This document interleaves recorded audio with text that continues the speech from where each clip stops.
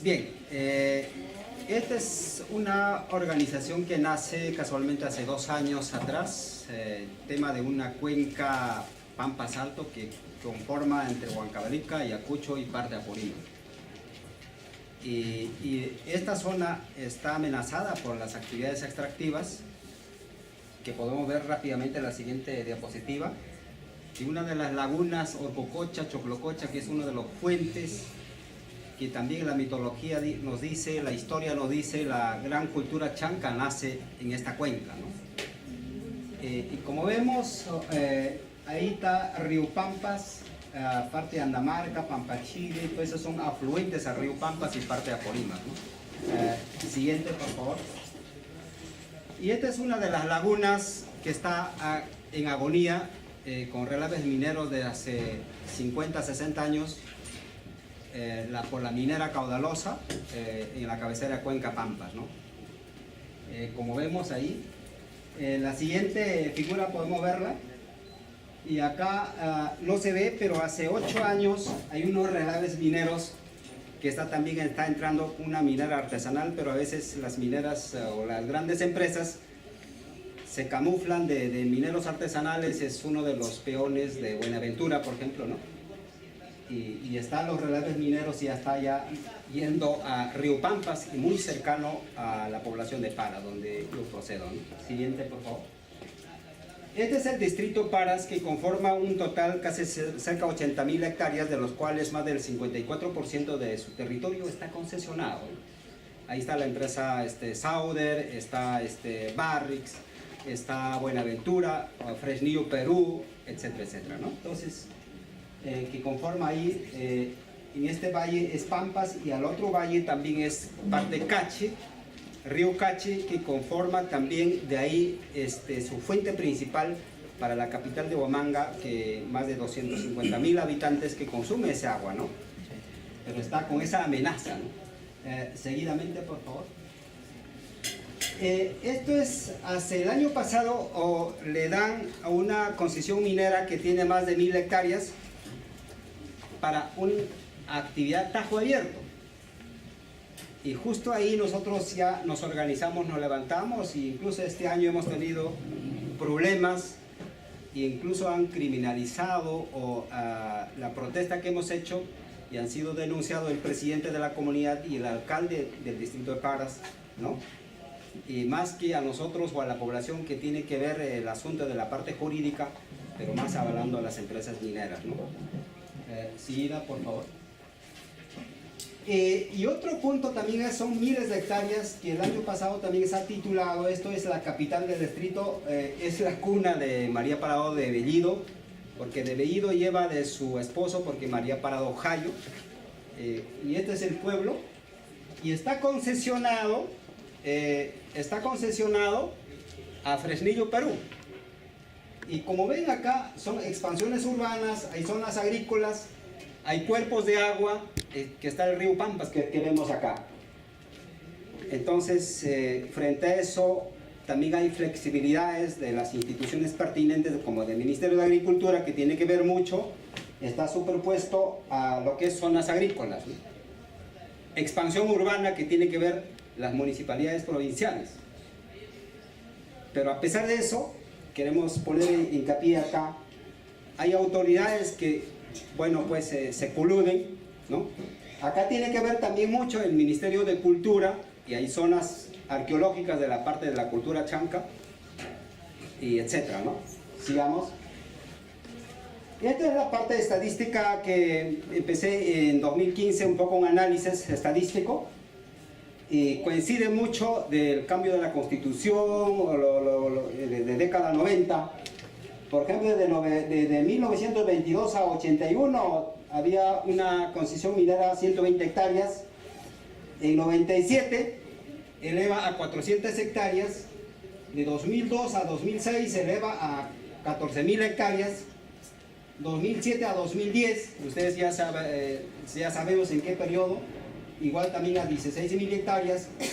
Y en 2010 un poco empezamos a coordinar y ver en qué situación están nuestros territorios. Entonces, en ese par de años se paraliza pero nuevamente 2014 fluctúa, ¿no? Esta es una estadística hasta 2015, ¿no? Sigamos. Bueno, a raíz de eso, 2015 nos organizamos un día 11 de mayo y justamente de acuerdo a la historia, María Parado de Bellido fue fusilada por la independencia, ¿no? Ese día nos organizamos todos los del Río Pampas, todos los líderes, empezamos y igual también en otras regiones y nos constituimos como una organización de todo ese Río Pampas, ¿no? Bueno, ese es el avance que tenemos, sigamos. Bueno, iniciamos justamente en Paras, ¿no? Y acá nos constituimos en Apurímac. Y bueno, el año pasado tuvimos una incidencia también con varios representantes de diferentes regiones y donde está el relieve minero que hemos visto en unas diapositivas anteriores, ¿no? Sigamos. Bueno, pero frente a eso, compartimos bastante de lo que han dicho de la Comisión de la Verdad, etcétera, etcétera. Creo que es importantísimo las reparaciones colectivas, individuales, pero dentro de ese lapso, dentro de ese tiempo, ha perdido muchísimos conocimientos y sabidurías relacionadas a la agricultura, el agua, la salud, la organización, la autoría, etcétera, etcétera. Entonces, frente a eso, creo que también abre otro abanico de cómo podemos recuperarlo, todos esos conocimientos que está perdiendo, ¿no? Bueno, Cusichaca viene trabajando en ese tema, lo que es tema de tecnologías relacionado al agua, la agricultura, los sistemas de albañilería, ¿no? Sigamos. Y bueno, igual también desde hace 500 años viene paulatinamente perdiendo todos los sistemas de conocimiento relacionado a lo que es el agua, ¿no? Ahora, por ejemplo, el programa Sierra Azul que está viendo a recuperar los sistemas de siembra y cosecha de agua, hay muchos conocimientos, pero también está abandonado como vemos en este contexto, ¿no? Sigamos. Los sistemas de albañilería, bueno, este es en Andamarca que viene trabajando Cusichaca buen tiempo, y en muchos lugares va perdiendo estas tecnologías relacionadas a lo que es albañilería, ¿no? Y bueno, lo que es parte de INESE o de Ministerio de Cultura, bueno, lo van congelando como museo a los demás sitios arqueológicos, ¿no? Pero también hay conflicto de intereses, ¿no? Con los pobladores. Sigamos. Bueno, lo importante creo que es llegar a la parte académica, a intercambiar los conocimientos convencionales y los ancestrales. Es importante ese sistema de conocimiento ambos, ¿no? Ese es importantísimo. Sigamos. Uno de los sistemas que tenemos es el milpo o las amunas, acá en Sierra de Lima, por ejemplo, en Huarochirí, Topicocha, San Andrés de Topicocha, hay varios conocimientos, pero también en zona de Apurímac, Ayacucho, Huancavelica, tenemos con el nombre de los milpos. Acá vemos en la figura cómo se recarga el acuífero subterráneo en la época de la precipitación pluvial, ¿no? Y muchos de esos conocimientos está perdiendo, ¿no? Y algunos están en funcionamiento, ¿no? Sigamos. Este es otro tema de los sistemas hocha-hocha. Son micros, pequeñísimos, que tienen un diámetro de 2 metros, 3 metros, de acuerdo a la pendiente. Todos estos sistemas estaban en completo funcionamiento hace 300, 400, 500 años atrás, pero últimos, después de la situación sociopolítica, peor aún, está colapsando y viene lo que es el problema de cárcavas, las erosiones, etc. Y todo un sistema hidráulico, ¿no? Sigamos. Y esto vemos acá todo un sistema hidráulico, pero en década 90 trataron de borrarlo, ¿no? Con zanjas de infiltración. Mucho más eficientes son los sistemas hocha-hochas que vemos ahí, ¿no? Sigamos. ¿Y cómo se puede recuperar? Bueno, esta es la forma de recuperar después de una charla, una capacitación, intercambio de experiencias. Se puede recuperar, tiene bastantes bondades este sistema hocha-hocha, que la parte académica todavía no lo está investigando de manera más integral, ¿no? Sigamos. Y si recuperamos las partes hocha-hocha, los milpos, las amunas, podemos recuperar los fuentes de agua en las partes más bajas, ¿no? En las quebradas, ¿no? Y también todo hay un sistema de conocimiento. Sigamos. Igual también hay técnicas en la agricultura, especialmente en las tuberosas, los sistemas lainos o las ainocas. Acá el hermano de Puno seguramente tiene conocimiento. Esos sistemas también están desapareciendo. Es uno de los sistemas más importantes para las tuberosas, que se puede superar problemas de plagas y enfermedades, la fertilidad, la propia organización, etcétera, etcétera, ¿no? Sigamos. Igual, en la siguiente tenemos los sistemas de andenería, que es importante recuperar. De acuerdo al estudio que se sabe, más de 1 millón de hectáreas está regado en todos los Andes del Perú, y de los cuales el 25% está en funcionamiento, lo demás está abandonado, colapsado y desaparecido, ¿no? Sigamos. Bueno, para terminar, Cosichaca tiene una experiencia, un promedio de 40 años en tema de andenes, ha sido también impulsor de varios congresos internacionales, y bueno, el gobierno actual, o bueno, la política agraria, bueno, están aplicando algunas tipologías, pero aún está incompleto, porque hace un año atrás, fuimos a Puno, a Sandia, parte de lo que tienen sus sistemas de andenería. Por ejemplo, en Carabaya, en esa zona, tienen andenes pero sin utilizar piedra, ¿no? Entonces, otra tipología más, ¿no? Bueno, hasta ahí sería mi participación. Muchísimas gracias.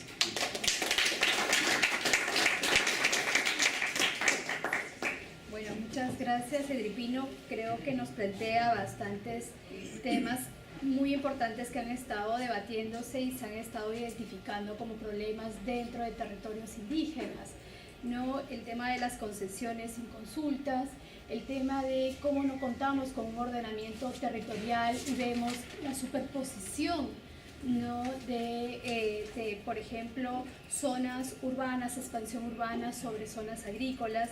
Esto nos evidencia claramente que como país no tenemos claro cómo vamos a ordenar los territorios.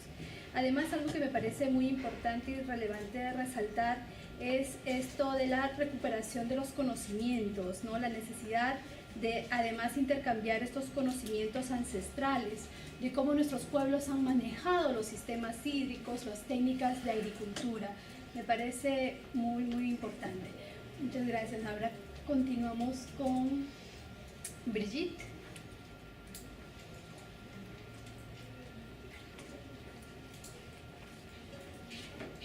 Muchas gracias, Zulma. Creo que ha vuelto a fallar esto. Mientras voy a dejarlo un ratito, si me ayudan. Bueno, yo voy a referirme a las reparaciones que, digamos de manera resumida, voy a decirles las reparaciones que ha dado la Corte Interamericana de Derechos Humanos en el marco de actividades extractivas, ¿no? Efectivamente, ya durante el día hemos estado escuchando durante estos 3 días acerca de los daños contra los pueblos indígenas, especialmente contra sus territorios, y se han hablado de las reparaciones, incluso se han mencionado reparaciones contra las injusticias históricas y todo lo demás. El panel que precedió, por ejemplo, habló acerca de las situaciones problemáticas o los daños contra las comunidades indígenas en el marco de un conflicto armado, ¿no? Hablaron de la situación, comunicaron o señalaron acerca de lo que ocurrió en el Perú en los años 80 hasta el 2000. Entonces se hablaron pues de cómo reparar esas situaciones. Yo no voy a hablar del conflicto armado, yo voy a referirme acerca de los daños que ahora están viviendo los pueblos indígenas en estos últimos, desde los 90 hasta ahorita, últimos 27 años. Soraya, quien va a continuar, va a hablar un poco más de este contexto de los 90, el Consenso de Washington, pero hablo de los 90 porque son los años en los que inician las concesiones a nivel regional, donde se ceden territorios, donde se ceden o se dan en concesión concesiones mineras, o se firman negocios o contratos para emitir lotes petroleros en territorios indígenas. Entonces, esto sucede a partir de los 90, y en el caso de la Corte Interamericana me voy a referir a 3 casos.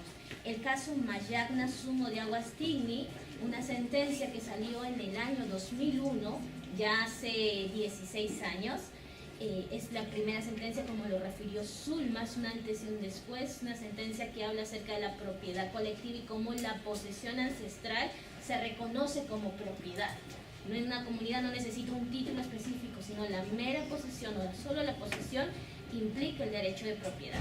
Entonces, iniciaré con esta sentencia del 2001, continuaré y me referiré a la sentencia del pueblo del pueblo Saramaca del año 2007, esto es contra el Estado de Surinam, y finalmente hablaré acerca de la sentencia del pueblo Quichua Sarayaku contra Ecuador. Entonces, en el caso de las reparaciones, la Corte Interamericana reconoce el derecho de reparación en su artículo 63 en la Convención Americana sobre Derechos Humanos, del cual Perú es parte. Este derecho de reparaciones no solo es un derecho reconocido en un tratado internacional, sino que se considera un principio internacional. Cuando hay un daño, hay una obligación de reparar. Y esto es un principio fundamental del derecho internacional, ¿sí? Entonces es también derecho consuetudinario, no es solo una norma escrita, sino es parte de la norma consuetudinaria, es una costumbre internacional. En principio, la Corte habla, y a nivel internacional se maneja el principio de la restitución in integro, restitutio in integro, como se dice. Entonces, ese es el fin, ¿no? Si ha habido un daño, es ir a la situación anterior, en el momento de reparar. Algunas veces se logra, otras veces no, pero el fin es lograr que las distintas reparaciones o actuaciones reparativas puedan lograr ir a la situación anterior antes de que ocurra el daño. Entonces, en el caso del pueblo Mayagna Sumo de Aguastigny, por ejemplo, en los años 90 se habían dado concesiones forestales dentro del territorio del pueblo Aguastigny.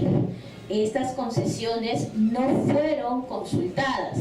Entonces, luego, este caso lo llevan a la Comisión Interamericana, luego llega a la Corte Interamericana, y la Corte Interamericana que decide que el Estado, antes de emitir cualquier tipo de concesión o actuación con respecto de ese territorio, debe delimitar, demarcar, titular y registrar tal territorio, para que no sea afectado por el mismo Estado o un tercero.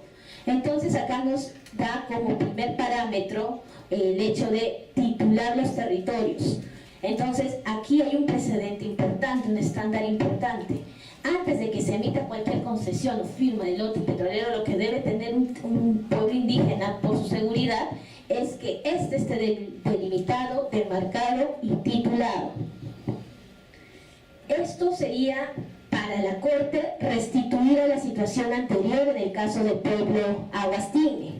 Más adelante lo que lo dice es que como reparación simbólica, la sentencia en sí, otorgada a favor del pueblo, es una reparación. En cuanto a los daños que pudo haber sufrido el pueblo Aguastigny, se refiere a que ocurrió un daño material por todo lo que tuvo que pasar, soportar, etcétera. Entonces sí le da un monto pecuniario, $50.000, para que el Estado gaste o haga uso de eso en obras o servicios de interés colectivo en beneficio de la comunidad, de acuerdo con la misma comunidad y bajo supervisión de la Comisión Interamericana. Entonces hasta aquí vemos, primero pide delimitar, demarcar, titular y registrar el territorio antes de que se emita cualquier tipo de concesión. Después la misma sentencia es una reparación simbólica y finalmente un monto pecuniario por todo el daño inmaterial, por todo lo que pudo haber acontecido, ¿no? Asimismo, en el tema de costos y todo lo demás hay un reconocimiento también por los gastos en los que pudo incurrir la comunidad para lograr esta sentencia y por todo lo que ocurrió, ¿no? Más adelante, esto es 2001, 2007 tenemos el caso de pueblo Saramaca. Es un pueblo, en este caso no es un pueblo indígena, sino es un pueblo afrodescendiente, descienden de esclavos que fueron traídos a esta zona de la América, es en Surinam. Como el convenio lo indica, el convenio 169, se aplica a dos tipos de pueblos: los pueblos indígenas y los pueblos tribales. ¿Quiénes son los pueblos tribales? En este caso el pueblo afrodescendiente de Saramaca calzaría dentro de esta categoría, pueblo tribal. Ya sea pueblo indígena o tribal, ambos tienen los mismos derechos, ambos se les aplica derecho a consulta, ambos tienen el derecho a un territorio y medio ambiente sano, ambos tienen el derecho a tener también reparación, es decir, todo lo que cubre el convenio 169 para indígenas también cubre para los tribales.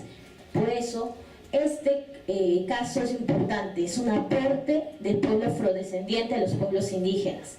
¿Qué sucede en este caso? El Estado había dado distintas concesiones mineras pequeñas, pero que en su conjunto podemos avistar una suerte de megaproyecto, porque eran varias concesiones que en su conjunto afectaban el territorio del pueblo Saramaca, este pueblo afrodescendiente.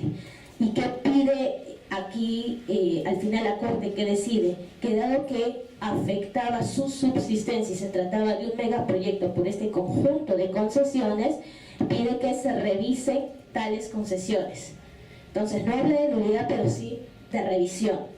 Y habla de qué más, del consentimiento. Antes de haber otorgado tales concesiones, debió haber obtenido el consentimiento del pueblo Saramaca. Entonces ese es otro aporte. Por ejemplo, en cuanto a la revisión, nos podría ayuda a proteger el territorio del pueblo Saramaca. Y en cuanto al consentimiento, empieza a dar como una medida de no repetición. Para que no vuelva a ocurrir el daño contra el territorio del pueblo Saramaca, en el futuro debe respetarse el consentimiento del pueblo en el caso de megaproyectos. Más adelante está el caso del pueblo Quichua Sarayaku. Esta sentencia se dio en el año 2012. Aquí ya no se trata de una concesión minera o una concesión forestal, sino ya estamos hablando de permisos para una empresa petrolera para realizar actividades de exploración y explotación en el territorio del pueblo indígena Quichua de Sarayaku. En este caso, lo bonito de esta sentencia es que la Corte habla de una reparación integral. El fin es lograr la restitución, lograr revertir todo hasta lograr llegar a la situación anterior, antes de las concesiones. Pero para ello se pueden dar distintas acciones. El caso es que la Corte señala que el pueblo tiene derecho a que se resarzan los daños de manera integral, además de compensaciones pecuniarias que pueden haber, medidas de satisfacción o no repetición. Entonces, ¿cómo uno entiende reparar los daños de manera integral? Aquí la comisión pidió de modo general que se pudieran respetar el derecho de consulta, que se realicen todas las actuaciones para proteger el territorio, y específicamente el pueblo pidió que se paralizaran todas las acciones de exploración o de explotación que se estén llevando a cabo. Ninguno de los dos pidió exactamente la nulidad, por ejemplo, de tal contrato firmado por la emisión de los lotes. No se pidió, pero sí el paralizar la situación, ¿no? La exploración. En este caso, también la Corte indica que dado que el pueblo ya estaba en negociaciones o coordinaciones, acuerdos con el Estado, por ejemplo, para obtener otro tipo de reparaciones, dijo: yo voy a dar reparaciones, pero eso no exime a que el Estado y el pueblo puedan acordar también las propias medidas de reparaciones. Entonces, allí también la Corte les indica: puede la Corte emitir en sus sentencias reparaciones, y eso no exime a que un pueblo aparte obtenga mayores medidas de reparaciones a su favor, siempre y cuando ambos estén participando y especialmente estas sean de acuerdo a la cosmovisión de la comunidad o pueblo indígena, y de aquí también en el que participe tal pueblo. ¿Qué es lo que pide especialmente la Corte después de escuchar al pueblo Sarayaku? Sí hace caso en un pedido, que es la pentolita dentro de su territorio que se neutralice, que se elimine. El Estado había indicado que eso era difícil e incluso riesgoso. El pueblo fue directo y pidió que se retire totalmente y que no se esté prestando atención a que es difícil, engorroso, muy complicado. Entonces la Corte en ese sentido sí escucha al pueblo y dice: el Estado debe neutralizar, desactivar y en su caso retirar la totalidad de la pentolita en su superficie. Entonces es un pedido directo y expreso que se hace. Otra cosa no pidió, o mejor dicho, otro punto no resaltó la Corte respecto a la medida de restitución. Lo que sí hace es ampliar, por ejemplo, las garantías de no repetición. ¿Por ¿Por qué menciono las garantías de no repetición? Porque aquí hace un expreso pedido a que el Estado pueda realizar consultas que respeten los principios internacionales sobre este tema, sobre el derecho a la consulta, y que pueda realizar estas consultas respetándose los principios internacionales, es decir, los estándares internacionales en la materia, sin necesidad de mencionar el consentimiento como sí lo hizo en el caso Salamaca. Es verdad, no fue tan directo y fuerte como en el caso Salamaca, pero sí habla de respetar la consulta en el marco de principios internacionales, lo que todavía permite utilizar y aplicar que además de la consulta es necesario el derecho al consentimiento del pueblo para que se realicen actividades dentro de su territorio en caso afecte su subsistencia y su modo de vida. Entonces, como medida de no repetición, se necesita la consulta con el respeto a los principios internacionales. Además, también señala que es necesario que esta consulta sea de buena fe y que se realizan estudios de impacto ambiental y social. Aquí no se refiere, como en el convenio, que se realizan estudios además de impacto espirituales y culturales, pero lo que indica la Corte, digamos, no es como los estándares internacionales, es como un piso mínimo, porque esto se puede complementar con lo que dice el convenio. Entonces, además de los estudios de impacto ambiental y social, podemos complementar con los estudios de impacto culturales y espirituales. ¿Por qué menciono esto? Porque siempre que se habla de consulta, consentimiento, las actividades extractivas, etcétera, siempre se habla de estudios de impacto ambiental, más se olvidan de los impactos sociales, de los impactos culturales, de los impactos espirituales. Después, en general, las dos últimas sentencias, tanto Sarayaco como Salamaca, hablan de, como una garantía de no repetición, el capacitar a las personas, funcionarios del Estado, a los mismos pueblos, etcétera, en los derechos de pueblos indígenas. Si bien tenemos estándares por lo menos específicos respecto a proteger el territorio, al derecho a la consulta y derecho al consentimiento para proteger a los pueblos indígenas, sus territorios, sus recursos, es verdad que tales en la práctica han resultado difíciles. Hay sentencias, sí, pero por ejemplo Sarayaco todavía está lidiando con que el Estado pueda por fin sacar la pentolita, retirar la pentolita de su territorio, ¿no? Otros todavía no tienen el título de propiedad. Y si nosotros aplicamos eso a los casos peruanos, por ejemplo, como ya vimos el del señor Adripino y todo, ¿qué sucede cuando el territorio tiene daños irreparables? Al fin y al cabo, ¿qué puede hacer el pueblo? Por ejemplo, el convenio habla de que les puedan dar otras tierras, pero ¿dónde estarían esas tierras? Tampoco pueden estar alejadas. Entonces, si bien hay sentencias, hay muchos retos de aplicación para reparar realmente un pueblo. Otras situaciones, comunidades se ven afectadas por actividades y afectan también sitios arqueológicos o monumentos simbólicos. Tienen mucha representación espiritual para ellos. Por ejemplo, si se retira una determinada zona religiosa o una piedra, por ejemplo, espiritual, que ayuda al pueblo, que les da fuerza al pueblo, si ese retiro se ve afectada, ¿cómo se repara ello? ¿No? Entonces, creo que este tipo de sentencias, si bien dan pautas, también nos obligan a repensar cómo reparar integralmente. La Corte puede no aceptar todos los pedidos de las comunidades, pero eso no exime que comunidad y Estado puedan llegar a acuerdos sobre acciones de reparación. Ahora, tales acciones es probable que no sucedan de un día para otro y sea una negociación constante. ¿Cómo entonces se trabaja ello? También requiere fuerza y valentía de la comunidad para no resquebrajarse, porque lograr las acciones de reparación o medidas de reparación satisfactorias y que reparen integralmente a las comunidades va a requerir de mucho tiempo también. Entonces, ¿cómo lograr eso? Quizás también hacer como ya fue mencionado antes, no sé, comisiones de la verdad sobre actividades extractivas, lograr políticas públicas de reparaciones generales con pautas que vengan, con pautas mínimas. ¿Cómo lograr ello? Entonces, un primer punto creo importante para las comunidades de este país, y tomando en cuenta el estándar de la Corte Interamericana, lo más básico sería empezar a titular los territorios de las comunidades indígenas, ¿no?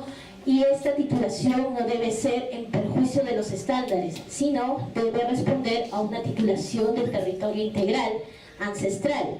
¿Y esto a qué lleva? A que se incluyan los recursos naturales. ¿Y qué más?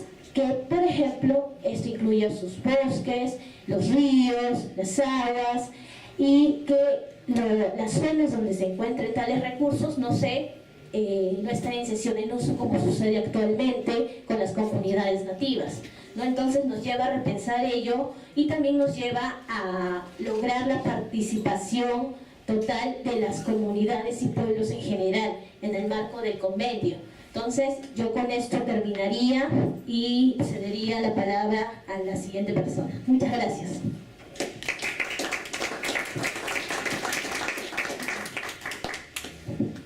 Gracias, Brigitte, por temas de tiempo. Voy a tratar de pasar y ver las conclusiones al final. Soraya. Sí.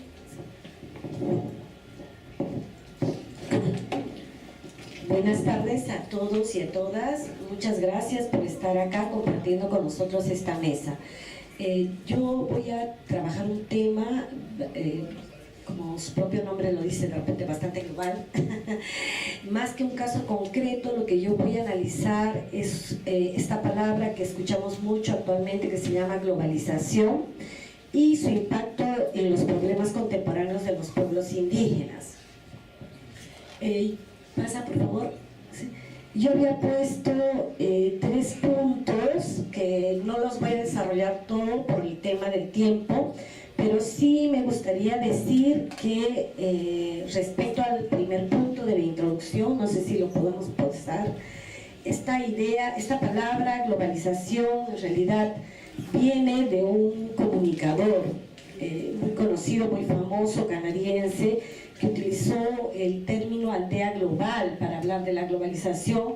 Cuando aparece, él reflexiona mucho sobre los medios de comunicación, y cuando aparece la televisión, a él le parece que lo que se generaría en el mundo con este medio de comunicación serían nuevas formas de relación entre las personas, de manera que se fortalecería un poco lo que serían las culturas orales, o la oralidad, mejor dicho. Pero bueno, en fin, el nacimiento de esta palabra un poco va allí, pero luego esta palabra es usada ya para dar cuenta, y esto lo podemos ver desde los diccionarios en adelante, con esta nueva forma de entender la economía muy ligada, muy ligada a lo que sería el neoliberalismo, ¿no? ¿Cuál es el desarrollo o el modelo económico implementado desde los 90? Bueno, tal vez un poco antes, pero el 90 es un hito muy importante, y que a su vez también hay otros correlatos, ¿no? Otros correlatos en el plano político, por ejemplo, el tema de la democracia. ¿Cuántos países desde los 80 en adelante se han convertido democráticos, que antes no lo eran?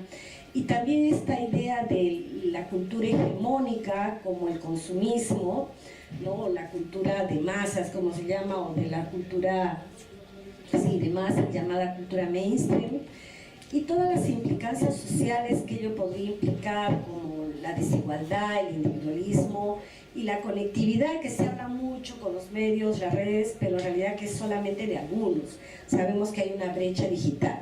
Pero bueno, yo no voy a ahondar en todo este panorama porque es demasiado grande, sino simplemente decirles que es una palabra tal vez bastante interesante o bonita, suena globalización o mundialización, esas dos palabras son utilizadas, poco yo lo quiero utilizar más bien para describir un poco lo que estamos viviendo y cómo ha sido esta etapa histórica en nuestra sociedad y en Latinoamérica.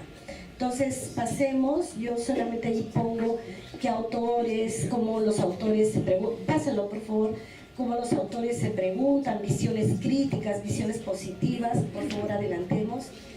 Y sí me gustaría detenerme un poquito en los hitos de la globalización, o sea, qué momentos importantes dan este nuevo modelo económico. Este nuevo modelo económico tiene mucho que ver con el desplazamiento un poco de las potencias mundiales, en especial de Inglaterra, que concluye más o menos en la Segunda Guerra Mundial, y que hay un enfrentamiento de potencias entre Estados Unidos y la URSS, pero ya desde allí también se genera una serie de instituciones económicas que van a marcar mucho, por ejemplo, el desarrollo de nuestros países, como son el Banco Mundial, el FMI, ¿no? El Fondo Monetario Económico, llamados Twins de Bretton Woods, que son creados en el 46, ¿no? Pero digamos que hay una orientación económica que se va desplazando de una economía del bienestar o una economía keynesianista, como se decía, donde había intervención del Estado, una regulación. Vamos pasando a una forma de entender la economía más bien de libre mercado, pero casi en términos ideológicos de un liberalismo, en el sentido de que el Estado no debe intervenir para nada, ¿no? Bien, ¿qué pasa en América Latina? Mientras que Europa se reconstruye y se terminó de reconstruir el fondo, bajo el Plan Marshall, Estados Unidos ayudó a todo eso. Luego tenemos como en América Latina hay un endeudamiento por un modelo de desarrollo que en ese entonces era el de sustitución de importaciones, es decir, cómo los países de América Latina deberían cambiar su modelo de desarrollo, ya no solamente exportar materia prima, sino cómo pueden crear productos manufacturados. Pero este modelo implicó para América Latina muchos endeudamientos. Hay críticas, pero también hay bastantes, ¿cómo se podría decir?, logros, por ejemplo, o adeptos, logros en un sentido, porque por ejemplo Argentina llegó a tener su industria automotriz, o sea, muchos países de América Latina llegaron a desarrollar algunos niveles de industrialización. Y luego esta idea, además es bien importante este modelo de sustitución de importaciones, porque la idea era que nosotros vendiendo nuestras materias primas nunca íbamos a poder tener, digamos, el desarrollo, porque lo que comprábamos, que eran productos manufacturados, siempre iban a estar más caros y siempre iba a haber un desbalance entre lo que gastábamos por comprar y lo que vendíamos, ¿no? Bien, pero este modelo va cambiando a nivel global, incluso como decíamos, la CEPAL, que promueve esta sustitución por importaciones, luego cambia. Y entramos en los 70, cuando creo que el hito más importante es cuando Pinochet toma el poder con una dictadura, ¿no? Ya sabemos cómo es, y derroca a Allende, que era un presidente que se declaraba abiertamente comunista, ¿no? En la intervención de Augusto Pinochet ya está la intervención de lo que sería el desarrollo de la visión económica del neoliberalismo a través de Milton Friedman y los Chicago Boys. Además habían convenios entre la Universidad de Chile y esta Universidad de Chicago, en donde se ve claramente un cambio de paradigma económico. Y este cambio de paradigma económico tiene algunas recetas que vamos a ver, que son llamadas luego en la década de los 90 el consenso de Washington, que es un poco lo que yo quiero anotar. También decir que algunas de estas recetas, como las vamos a ver, que es la privatización, se dan en los 80 en los países del primer mundo, con Margaret Thatcher en Inglaterra y con Ronald Reagan en Estados Unidos. Es decir, es la idea de que el Estado no debería intervenir en la producción, en la economía, y más bien esto debería dejar a la empresa, que en teoría es más eficiente. Ya sabemos cómo cae el modelo económico socialista en 1989 con la caída del muro de Berlín y el 91 con la posterior desmembración de la URSS. Pero ahí es donde justamente el año 89 es el año sumamente importante y clave, porque no solo es la caída del muro de Berlín, en donde ya caen estos modelos socialistas económicos, sino también el año 89 es el año que se da el llamado Consenso de Washington, o Agenda de Washington, o Agenda Neoliberal, que es una suerte de 10 políticas económicas que son escritas por John Williamson, en ese entonces presidente del Banco Mundial, y están de acuerdo, digamos, el Congreso de Estados Unidos, el Banco Mundial, el FMI, el BID, la Reserva Federal de Estados Unidos, y altos cargos de administración y grupos de expertos de Estados Unidos. ¿Cuál es la idea?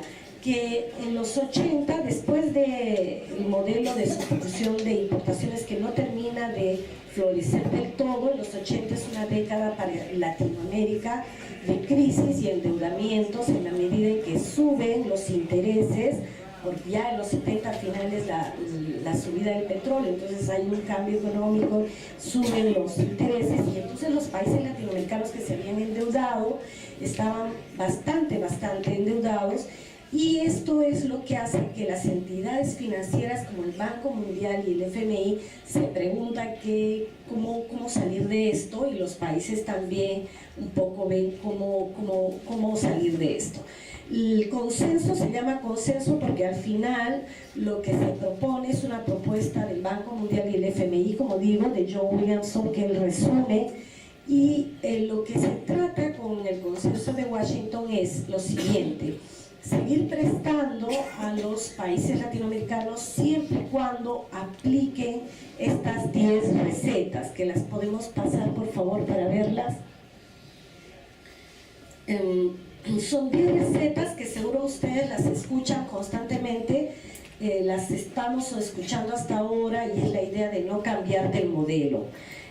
De estas recetas, yo solamente voy a referirme fundamentalmente, estas se aplicaron sistemáticamente en todos los países latinoamericanos, o sea, no solo fue Fujimori con su Fujuchoc, con el cambio, con la implementación de la SUNAT y una reforma fiscal, o la desregulación financiera, o el hecho de que venga la inversión extranjera, abrir el comercio libre, la privatización, la flexibilización laboral con la desregulación de los mercados, o la propiedad. Ahora vamos a ver, si no me voy a... Todo este conjunto de cosas, yo solamente voy a recoger 3 puntitos. Uno, el tema de la privatización. La privatización y la inversión extranjera directa, ambas, hicieron que se creyera que los recursos, hacerlos más eficientes y productivos, significaba darlos a los grandes capitales o las grandes corporaciones. Es por eso que hay esa idea correlativa a que tiene que venir la inversión extranjera para desarrollarnos, ¿no? Y estas privatizaciones y esta inversión extranjera directa es la que más directamente ha impactado a los pueblos indígenas respecto de sus territorios, respecto de sus recursos. Ya lo han mencionado desde la primera ponencia, como los grandes conflictos que se dicen son justamente por eso, por los territorios y por los recursos. Los territorios donde están los pueblos indígenas, que se les dice que son pobres, pero en realidad tienen debajo oro, petróleo, o sea, en realidad son ricos. Lo que pasa es que, ¿cuál es la concepción de manejo, cuál es la concepción de eficiencia que hay detrás de esto? Otra cosa que quiero mencionar también es el tema de la seguridad de los derechos de propiedad, que es una de las recetas.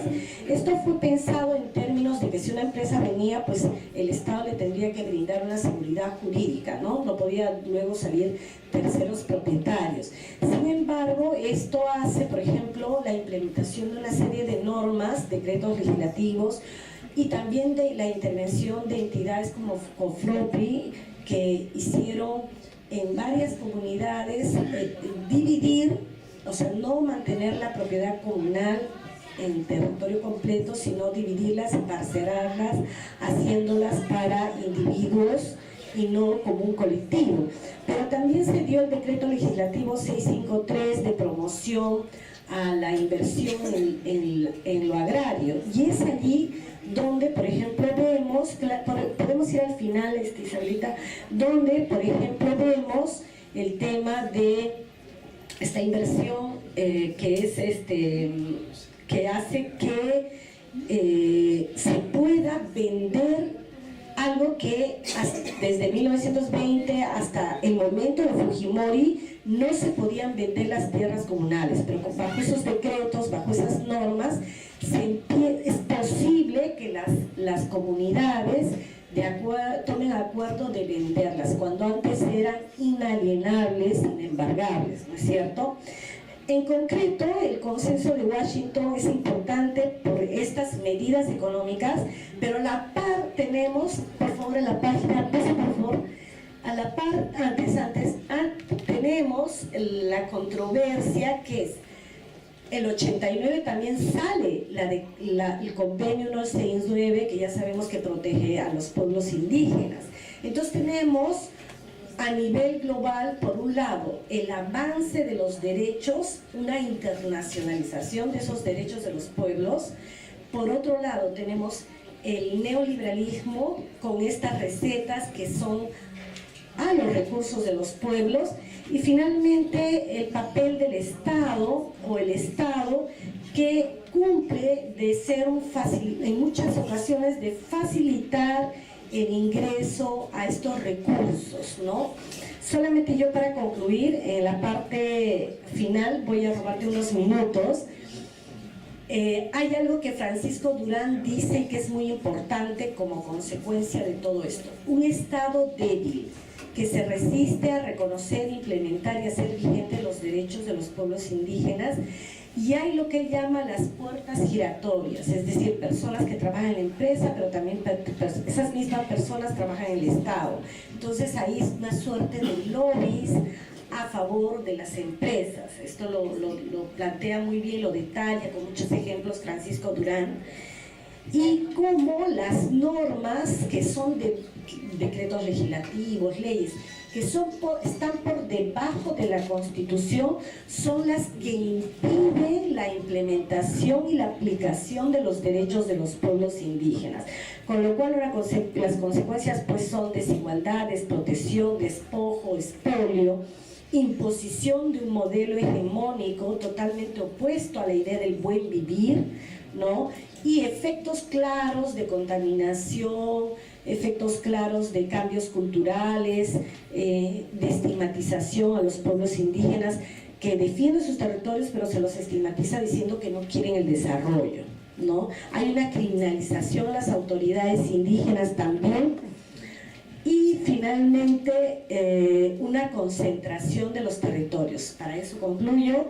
Según los datos de la FAO, ahorita hay más concentración de territorios en manos de empresas que antes de la reforma agraria en muchos países latinoamericanos. Y bueno, más bien con las preguntas complementaré porque ya me pasé. Gracias. Muchas gracias. Sí, ok. Ya puedo seguir. Yo no voy a escaparme de la mano dura de ti para recordarme de tiempo, sino porque prefiero tener mi computadora enfrente de mí con mis PowerPoint. Gracias, Soraya. Fue muy bueno lo que expusiste, porque yo voy a tratar el tema si el desarrollo del derecho, ¿no?, corresponde a esa globalización en lo económico. Y para anticipar un poco la respuesta, creo que no. Yo creo que es justamente una ambigüedad entre la globalización del derecho, entre la globalización de la economía y entre los sistemas jurídicos, ¿no?, que no corresponden a esa globalización. Y primero voy a plantear los problemas más de todo desde el punto de vista jurídico, legislativo, y después un poco poco discutir las respuestas, las posibles respuestas a esa situación. En otras palabras, yo soy el último porque voy a tratar un poco una temática jurídica que está en estatus de nascendi, ¿no? Está en desarrollo, no está bien desarrollado y por eso es también algo que es muy actual desde el punto de vista legislativo y no solamente desde el punto de vista de la aplicación de normas vigentes, ¿no? Yo voy a sobre todo no tratar tanto los instrumentos de derechos humanos, sino simplemente un aspecto del derecho civil que es el derecho de daños, ¿no? Y tenemos en ese derecho civil el principio general que al causar de un daño es considerado también como el responsable. Pero esa lógica casi banal se ha desarrollado en el contexto nacional. Eso quiere decir, en general, los códigos civiles regularizan situaciones donde el daño se produce en el mismo país donde actúa la entidad que es responsable para ese daño. Pero la globalización de la economía produce una nueva situación, porque en general, eso saben ustedes mejor que nosotros en Europa, se han surgido cadenas internacionales de suministro y de valores agregados. Eso quiere decir que la entidad que produce algo depende de muchos socios a nivel global en otros países que producen, que suministran productos que son importantes para la producción, ¿no? Ese sistema, como se sabe, depende de un complejo sistema de cooperación de distintos actores y en general se trata de empresas que tienen su sede en los países del norte, en Europa, en Norteamérica, también ahora en países sudamericanos como Argentina o en Brasil, pero ellos colaboran y trabajan con filiales o también con subcontratistas, ¿no? Con empresas que están solamente en una relación de contrato con ellos, ¿no?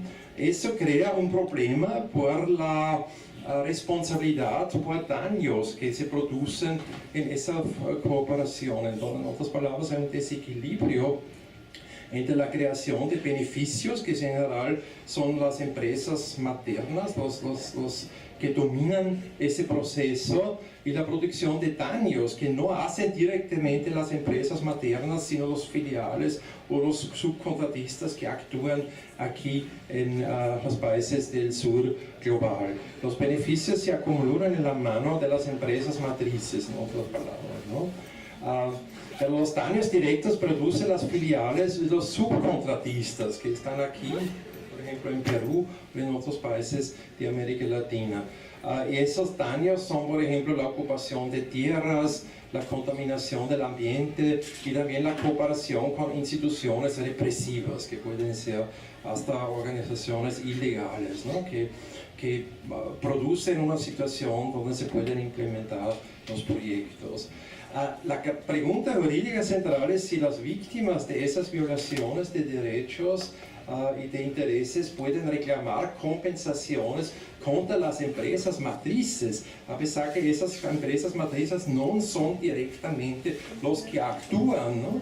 en la producción de daños. Y esas empresas matrices en general actúan y tienen su sede en Europa, en Norteamérica y en otros países llamados así desarrollados, ¿no?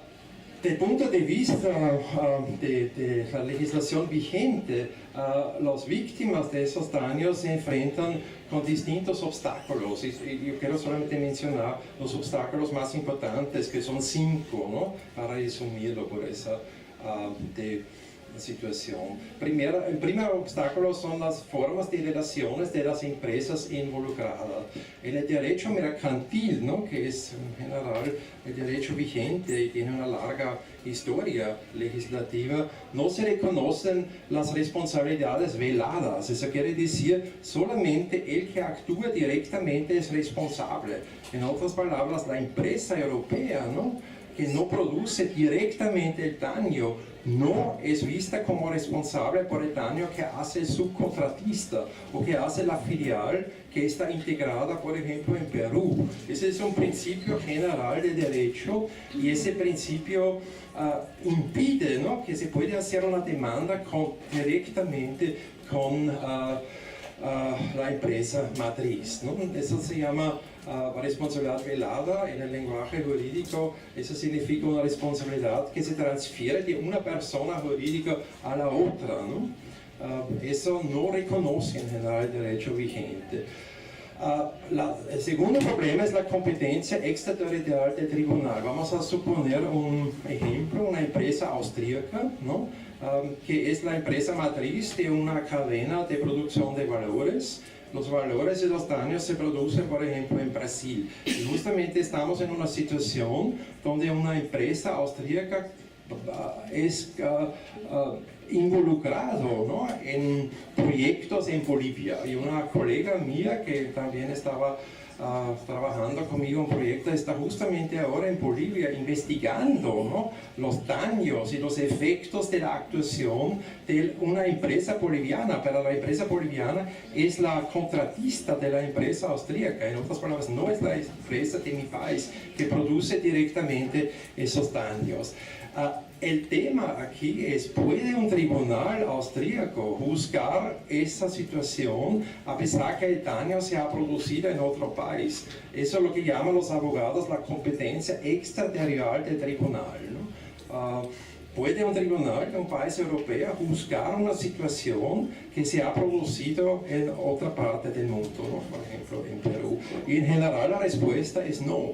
Porque en general se dice que se limita la jurisdicción de un tribunal a propio Estado y no extraterritorial por situaciones en otros países, a pesar que económicamente ustedes ven la relación, ¿no?, entre esas distintas empresas. La tercera pregunta y la tercera problema puede ser el sistema jurídico aplicable. ¿Cuál es el sistema jurídico que se aplica para evaluar esa situación? ¿Sería el derecho austríaco, en caso de una empresa austríaca, o sería el derecho del país donde se ha producido el daño? Ese es un tema que no es muy claro, ¿no?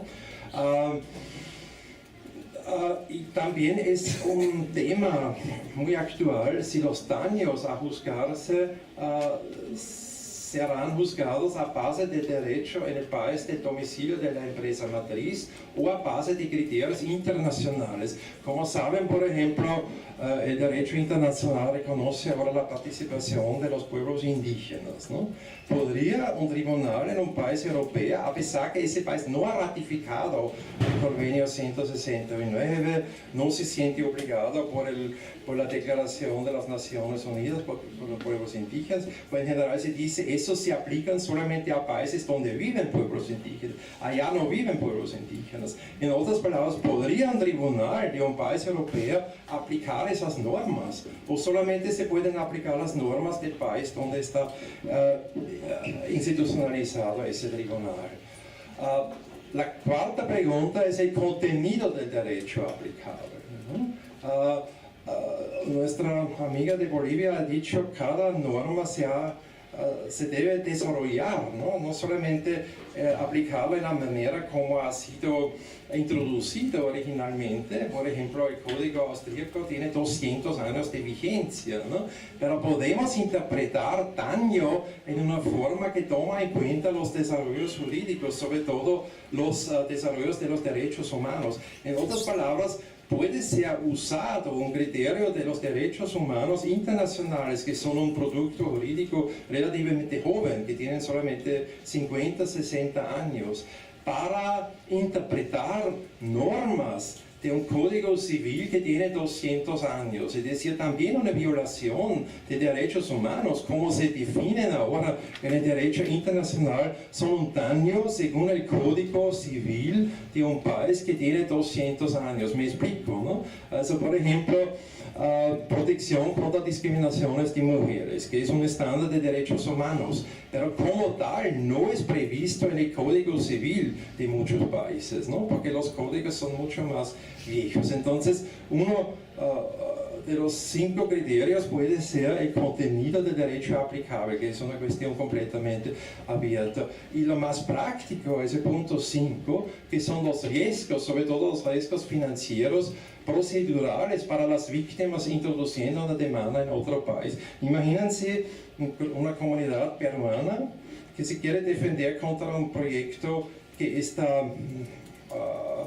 dirigido por una empresa francesa, introduce la demanda en un tribunal en Francia, ¿no? Es un riesgo, cuando pierden el caso es muy costoso, entonces ya la expectativa de tener ese riesgo de costos impide a veces la protección jurídica porque es muy riesgoso, ¿no? ¿Cómo va a ser el resultado de ese caso? Hasta ahora, los pocos casos que hay en tribunales europeos, y no voy a hablar sobre detalles, pero les puedo decir que hay aproximadamente 10 o 12 casos que se han introducido en tribunales alemanes, en tribunales de Suiza, en tribunales franceses, por víctimas de violaciones de países del sur global. Por ejemplo, una empresa en Bangladesh, en un país en la Asia, donde se quemaron 200 personas por el mal estado de la empresa, ¿no? No hubo ninguna seguridad, pero la producción de la empresa fue solamente por una empresa de textiles alemana, ¿no? Que produjo allá en Bangladesh. Entonces la introducción de la demanda fue en un tribunal alemán para reclamar los daños que habían sufrido esas víctimas, o mejor dicho, los sobrevivientes, ¿no? De las personas que se murieron. Pero fue un alto riesgo económico esa situación. Bueno, esos son los problemas, como lo dije, obstáculos, pero vamos un poco a considerar las posibles perspectivas, que son iniciativas internacionales y también iniciativas nacionales que hay en varios países europeos. No puedo profundizar el tema, pero les recomiendo que tomen en cuenta esos desarrollos. Les recomiendo que ponen presión, ¿no? También en los canales que son accesibles para ustedes, para promover, ¿no? El desarrollo de esos distintos mecanismos. Uno es el Compacto Global, que es una iniciativa de las Naciones Unidas. Son 10 principios. Ellos incluyen también, entre uno de esos 10 principios, la posibilidad de interponer recurso en caso de quebrantamiento grave. Esa es directamente una cita de la página web de esa iniciativa. En casos de violaciones de derechos humanos en otros países. Entonces es una iniciativa que quiere proteger víctimas de violaciones de sus derechos en esas cadenas de cooperación internacional. Desgraciadamente es previsto como un instrumento de libre adhesión que solamente afecta a empresas que voluntariamente se someten a este mecanismo. Otra es de la OECD, que es una organización internacional de países desarrollados, que prevén que cada país que es miembro de OECD tiene un punto de contacto nacional donde se pueden introducir reclamos por violaciones de derechos humanos contra empresas que tienen la sede en esos países miembros. Por ejemplo, en Austria, en el Ministerio de Economía, hay ese punto de contacto. Y ese punto de contacto es como una institución de monitoreo de violaciones de derechos humanos y de otros intereses que han hecho empresas austríacas en otras partes del mundo, ¿no? Y esos puntos de contacto deciden esos casos. Y es muy interesante que de los aproximadamente 40 casos que han decidido el punto de contacto en Alemania, 20 afectan casos donde han sido las víctimas pueblos indígenas de otras partes del mundo. Entonces eso tiene una gran relevancia para esas poblaciones, para esos pueblos. La tercera iniciativa es una iniciativa que tal vez conocen, que son los principios rectores sobre empresas y derechos humanos, ¿no? Que es también un instrumento no vinculante de la ONU, que habla de las obligaciones de los estados de respetar, proteger y cumplir los derechos humanos, de la responsabilidad de las empresas, no habla de la obligación, habla de la obligación de los estados, de la responsabilidad de las empresas y de los recursos efectivos para las víctimas en caso de incumplimiento. Bueno, importante es que hay ahora un proceso dentro de la ONU para un tratado vinculante, ¿no? Por supuesto hay mucha resistencia de empresas porque ellos quieren que se quede un sistema voluntario, pero hay un trabajo en Ginebra sobre un contrato vinculante para obligar a empresas transnacionales de cumplir los derechos humanos, porque todavía las únicas instituciones a las cuales se dirigen los derechos humanos son los estados y no son las empresas como tales, ¿no? Eso es importante, y ese instrumento cambiaría esa situación. Si ese instrumento entraría en vigencia, los derechos humanos se dirigirían directamente a las empresas y no solamente a los estados. Bueno, la próxima, eso van a asustarse, son las iniciativas legislativas en países europeos. Eso es justamente ahora, hay en aproximadamente 8 estados europeos iniciativas de ese tipo que quieren crear un fundamento jurídico para reclamar daños contra empresas que tienen la sede en esos países. La única situación donde esa iniciativa ya ha entrado en vigencia, aquí dice todavía Bill unduly, pero mientras tanto ha entrado en vigencia, es Francia. En Francia hay una ley que obliga a empresas francesas para ciertos mecanismos de garantizar el cumplimiento de derechos humanos en actividades en otros países y también por sus filiales y sus subcontratistas. En otras palabras, en Francia ya se podría introducir un reclamo contra una empresa francesa. La conclusión es, a nivel internacional y a nivel nacional se ve el problema de la violación de derechos humanos causada por empresas de países desarrollados. Hay procesos y movimientos que intentan de reducir los riesgos planteados por la economía globalizada.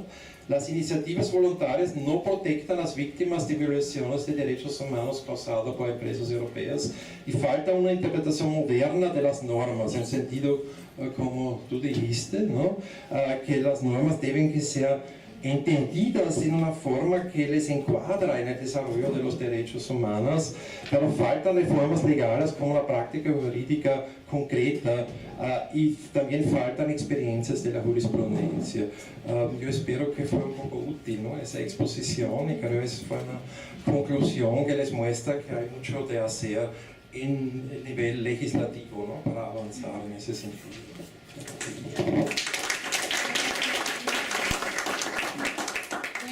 Muchas gracias. Vamos a pasar, estamos con el tiempo en contra. Vamos a pasar a las preguntas. No quisiera quitar tiempo con mi comentario. ¿Hay alguna pregunta? Sí, una allá. Otra pregunta más para que se puedan hacer en una y para que puedan responder. Bueno, rápido, ¿no? Sobre el caso de la organización que nos mencionaba la señora Iribay, un problemita nomás que a veces nos enfrentamos cuando tratamos de contestar a esta ola neoliberal, es que el experimento anterior, con todo lo que reivindicamos, por ejemplo, la reforma de Velasco y toda la industrialización que vivimos allí, también hubo mucho, no fue una salida realmente para el desarrollo económico del país, ¿no? Entonces, terminó con toda la crisis de los 80, ¿no? Entonces, buscar una alternativa realmente sería muy importante si pudiéramos conseguirla, ¿no? Una alternativa de un modelo económico diferente. Y lo otro, el doctor Cupé, creo que con todo lo que está habiendo de cambios en las empresas europeas, nos gustaría que empresas europeas vengan acá al Perú y sería más fácil protegerlos de ellos denunciándolas en Europa. El gran problema es que cada vez están viniendo más acá empresas chinas y un montón de empresas chinas, capitales chinos, que están desplazando a los europeos. Entonces, no sé por qué haremos frente a eso. Gracias.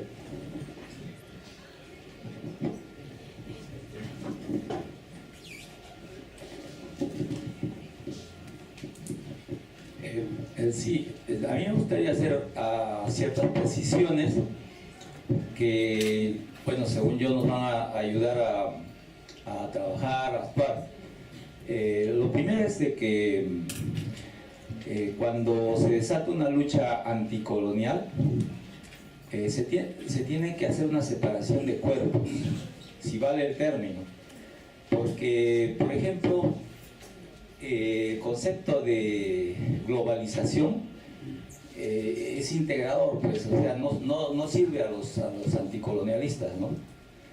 Se tiene que hablar más bien de occidentalización, ¿no? Porque eso determina un poco de dónde parte y qué fronteras tiene la fuerza colonial o colonialista, para ser más precisos, ¿no? Esa separación, ese tender frontera de civilización a Occidente es importante porque de esa forma se puede resolver muchos casos de, por ejemplo, confusión entre una matriz y una subsidiaria, ¿no? Una empresa que contratista o qué sé yo, algún tipo de agencia que representa a las empresas metropolitanas, podemos decir, o colonialistas. Igualmente también la visión de la dependencia es limitante, porque hay otras visiones, ¿no? La dependencia ha sido una teoría levantada por marxistas en el periodo de Salvador Allende, en la Facultad de Economía de la Universidad de Chile, como Teotonio dos Santos, Gunder Frank, Ruy Mauro Marini, etc. Pero, por ejemplo, está otra teoría de la marginalidad que fue presentada por los jesuitas, ¿no? Beckman, Arroyo y otros, que tiene otro tipo de visión, que no lo vamos a analizar ahora, claro.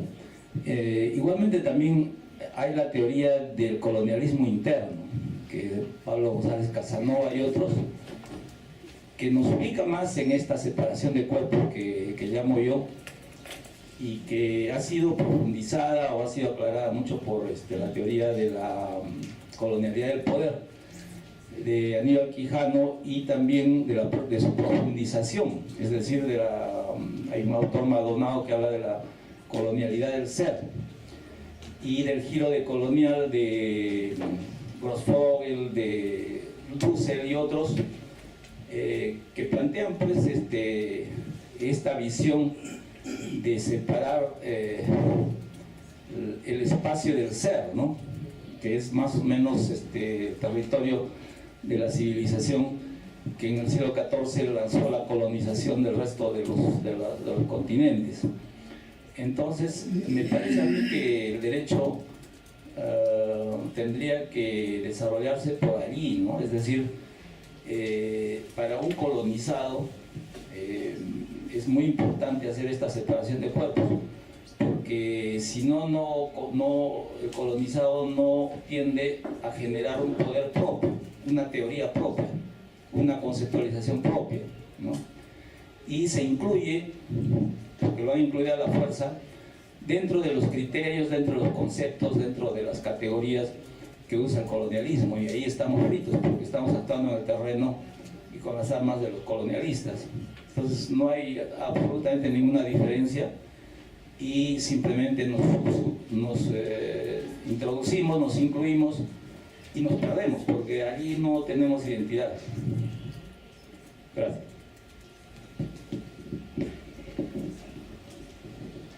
Gracias.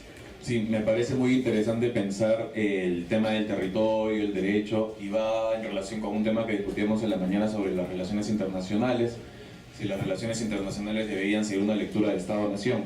Creo que va de la mano con lo que estamos discutiendo ahora, ¿no? Hemos hablado de colonialidad, desde la etnia, desde el género, pero nos olvidamos al fin y al cabo que la colonialidad es ante todo un fenómeno territorial. Pero, ¿qué dinámica territorial es? Yo creo que la dinámica territorial de bloques, de Estado-Nación, es más bien una transición del capitalismo, no es la territorialidad del capitalismo. Considero que la territorialidad del capitalismo recién estamos viviendo ahora, y es la territorialidad en base a redes, en base a actores, a redes de ciudades en el norte global y en el sur global, la relación subordinada que puede tener Lima frente a otras ciudades globales como Nueva York, Tokio, y a la vez la colonialidad que genera Lima respecto a otras ciudades o territorios del interior del país. Entonces, esta territorialidad en base a redes ya tiene una práctica económica, o sea, puntualmente se deja ver en la economía que la territorialidad ha cambiado en base a redes. Y la discusión justamente es si el derecho también está yendo por esta nueva dinámica territorial. De esa forma, pensando en una territorialidad de redes, de actores, de roles, consulto a la mesa si es que hay, no sé si llamarlo esperanza o no, de que un tratado internacional bajo esta lógica de redes va a tener que ser de acá a algunos años, va a tener que, para ser válido, ser ratificado por naciones, o va a llegar un punto en el que los tratados internacionales van a tener que ser también cumplidos por esos actores globales sin necesidad de tener ratificación nacional, pensando en esta nueva dinámica territorial mundial.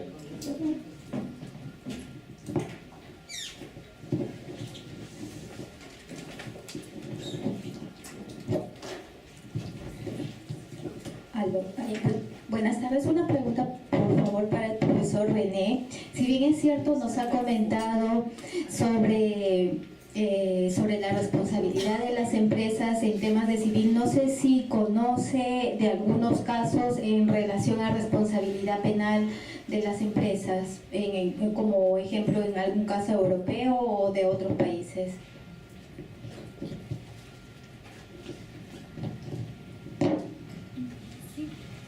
Entonces vamos a seguir el orden de intervención para las preguntas que han hecho.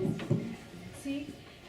Como estamos ya faltando pocos minutos, yo voy a dar a cada uno 2 minutos para que respondan las preguntas, ¿no? Desde las intervenciones que se han hecho, para que se pueda cumplir con el tiempo. ¿Sí?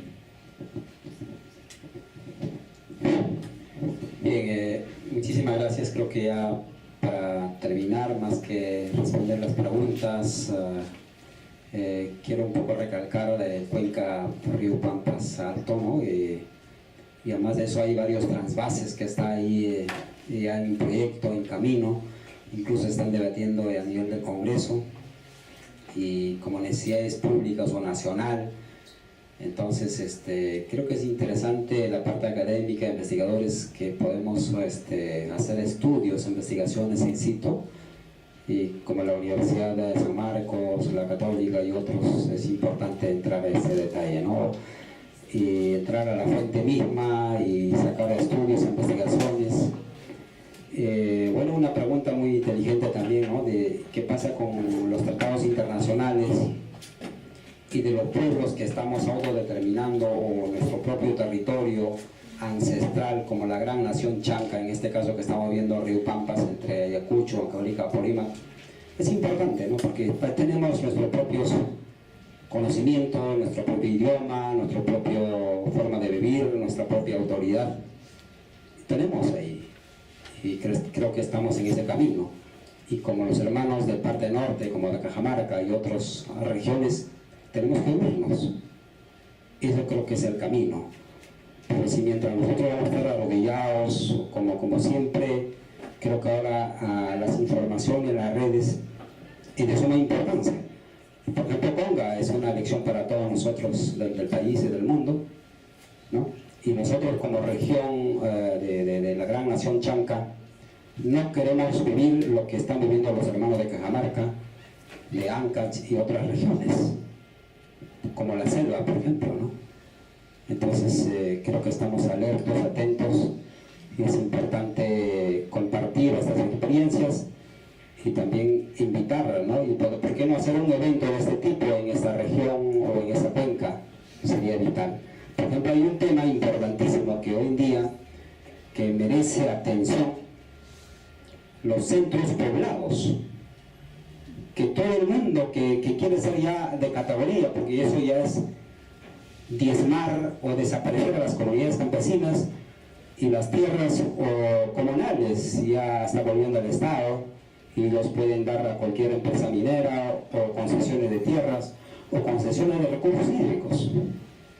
Bueno, eso sería de mi parte. Muchas gracias.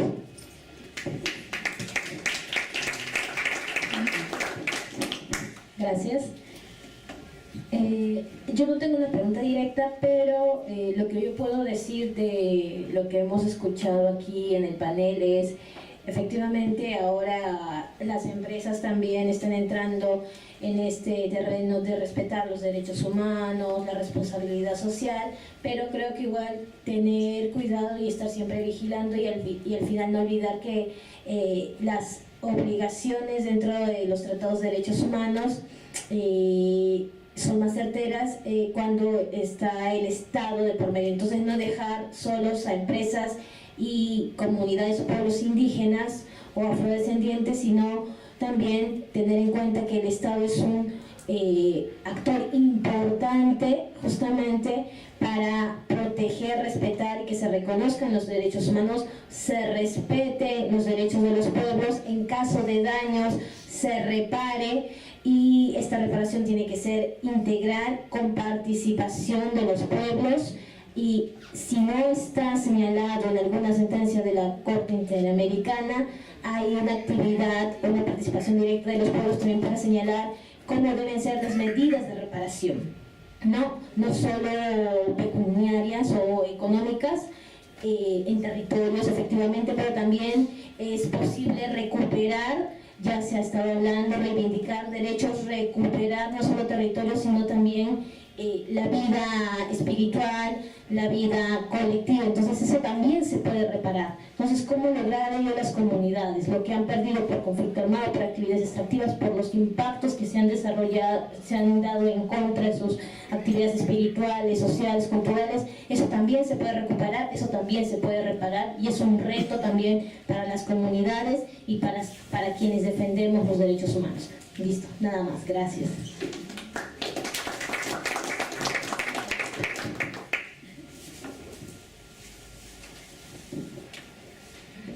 Bien, yo agradezco más bien a las preguntas que nos permiten interpelar un poco y estar en este diálogo y construcción de saberes. Creo que no tengo una respuesta para las preguntas que han planteado, pero sí de repente remitirnos un poco a lo que ha sido la conquista de derechos y la resistencia de los pueblos.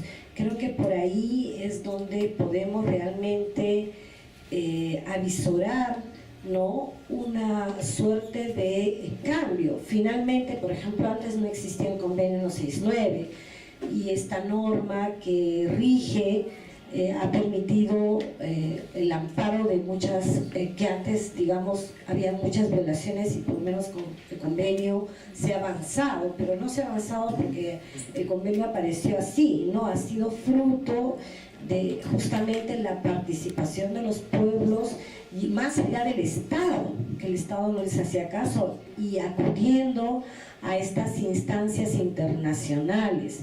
Yo recojo también lo que decía René Cooper respecto de lo que está pasando en la discusión y debate al interior de estas entidades internacionales respecto de las empresas. Ya no necesariamente viendo la responsabilidad de la empresa como una responsabilidad social, y que sabemos que es una función, algunos, ¿no?, más está dentro de lo que sería el marketing de la empresa, con mi imagen, ¿no?, ser responsable socialmente, y entonces yo cumplo, sino el debate de fondo que planteaba René, que si se van a ser responsables de los daños que causan. Entonces, ¿cómo se puede hacer responsable a la empresa en tanto, ya sea con sus filiales o no, ya sea en su territorio o en el territorio donde están haciendo sus actividades? Pero es cierto que las empresas no quieren esta responsabilidad. Yo voy a concluir con un ejemplo que es Yanacocha. Yanacocha pertenece al Pacto Global. Cuando yo estuve leyendo los informes de sostenibilidad al Pacto Global que hace Yanacocha, en el informe de 2015 y 2014, en letras muy pequeñitas en respecto a esos 10 principios rectores, hay un puntito, lo pone en pie de página muy chiquitito y dice, en el ámbito, cumple los derechos de los pueblos indígenas, pero dice su pie de página, En el ámbito de las operaciones donde tenemos Yanacocha, no hay pueblos indígenas. Y obviamente acá estaban las ropas de Cajamarca y van a decir que es totalmente lo contrario. Entonces, efectivamente, lo que ahorita se discute es que si las empresas van a ser responsables, si hay algo vinculante o no, o solo libremente, porque ahorita el pacto global es algo libre, ¿no? Yo creo que igual son mecanismos que permiten el cumplimiento de los derechos, que al final creo que lo que queremos es que los pueblos pues decidan sobre su desarrollo, decidan sobre sus prioridades, que haya no más colonialismo, ¿no? Creo que en esa lucha buscar un poco también lo que la propia historia de resistencia de los pueblos, eso es lo que podría decir. Gracias.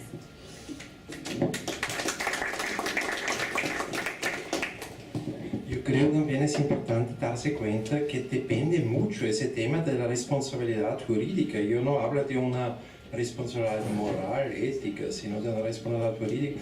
Depende mucho de la situación, ¿no? Dependiendo del grado de involucración, del involucramiento de las empresas en los daños, ¿no? En general, por supuesto, las empresas no quieren ser responsables. Yo estaba en una reunión en el Ministerio Austríaco de Asuntos Sociales donde se discute hace medio año una iniciativa legislativa. Y ya estaba un representante de la Cámara de Comercio y él dijo, ustedes todos olvidan que derechos humanos se dirigen solamente al Estado. Él lo dijo directamente así. Él dijo, la idea de derechos humanos no es que son una obligación para empresas. Entonces lo que ustedes aquí, él lo dijo directamente, es un abogado. Es absurdo, porque derechos humanos como tales se dirigen solamente a estados. Por otra parte, yo estoy completamente conforme. Los primeros responsables son y deben ser los estados, ¿no? Solamente desde el punto de vista práctico, a veces puede ser más fácil para víctimas de proceder, ¿no? de hacer sus reclamos contra las empresas que son los directos involucrados, ¿no?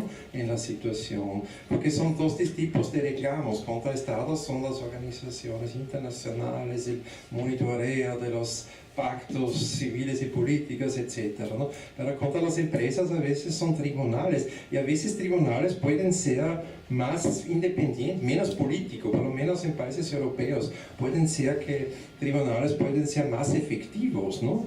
Que pueden decidir un caso donde por lo menos la situación de una complicidad de una empresa con daños civiles es comprobada. Y eso fue para responder directamente a la pregunta en un caso en Bangladesh, ¿no? Donde la empresa matriz sabía de la situación, sabía, e incluso hubo reclamos del inspectorado de trabajo de ese país reclamando que mejore la situación, y ellos no hicieron nada. Entonces el tribunal estaba en punto de decidir el caso en favor de las víctimas, pero en ese momento la empresa decidió negociar con los abogados, ¿no? Entonces, en vez de esperar un juicio, una sentencia en contra de ellos, preferían de pagar no sé cuántos, un montón de dinero, 10 millones o algo a los sobrevivientes de las víctimas, eso para responder. Entonces, en algunos casos,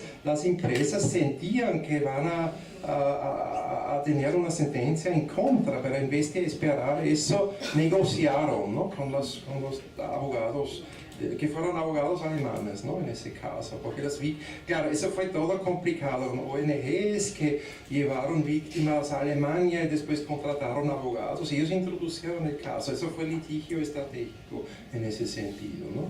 Y la mayoría de los casos que yo conozco llegaron a esos compromisos, no a juicios. No es muy claro si se necesita esas iniciativas. Hay algunas opiniones de colegas que piensan, ya basándose en el derecho vigente se puede tal vez ganar casos, ¿no? Incluso si no hay iniciativas legislativas. Pero depende mucho de la situación, depende del grado de la culpabilidad de la empresa matriz, ¿no? Entonces no se puede hacer una respuesta general. Eso entra mucho en la dogmática del derecho civil, ¿no? desgraciadamente. Y yo tampoco soy experto. Pero yo tengo que decir, trabajo con una colega que está muy activa en ese tema. Ella es una abogada alemana que es la presidenta de una fundación que se llama Responsabilidad Empresarial. Y ellos organizan casos. Ella justamente ahora, como creo he dicho, está en Bolivia estudiando una situación de una empresa minera que trabaja por una empresa matriz en Austria y tenían las típicas situaciones que todos conocen, el ambiente, la situación local en una comunidad indígena. Y está justamente ahora ya para estudiar eso, para levantar los datos y estamos pensando en el litigio estratégico en un tribunal en Austria. Y vamos a ver cuál es el caso más adecuado para eso, ¿no? Eso un poco también fue la idea para proponer ese tema aquí, ¿no? Gracias a la mesa. Siempre el tiempo es el peor enemigo, ¿no? Por las reflexiones que necesitamos. De hecho, es una mesa muy importante porque nos plantea problemas, pero también muchos retos, ¿no? Lo que señalaba del caso de Bangladesh pasó también acá en Perú. Si ustedes recuerdan el caso Choropampa, también entraron a un nivel de negociación. Entonces nos plantea muchos retos, tanto a los pueblos indígenas, a los propios defensores de pueblos indígenas, en las cuales debemos tener claridad que si nosotros, y esto nos ha demostrado el informe de la Comisión de la Verdad, si nosotros no identificamos al sujeto colectivo de derechos, no vamos a poder determinar la dimensión del daño que está ocasionando alguna u otra actividad. Nos han presentado también mecanismos, como Brigitte señalaba, el sistema interamericano es un mecanismo flexible, dinámico, y lo que puede permitir es que los pueblos indígenas que puedan acudir con su representación legal ante el sistema interamericano, ustedes van a alimentar al sistema interamericano para que tenga jurisprudencias mucho más de avanzada, porque así tiene que ser, como decía en la mañana Esther, decisiones edificantes, ¿no? Soraya y también René nos planteaban temas bastante importantes, una apertura mayor de más entes y más mecanismos internacionales. De hecho, la Comisión Interamericana, esto para decirle a René, el año pasado en el informe sobre industrias extractivas y derechos humanos ya está hablando de la responsabilidad extraterritorial.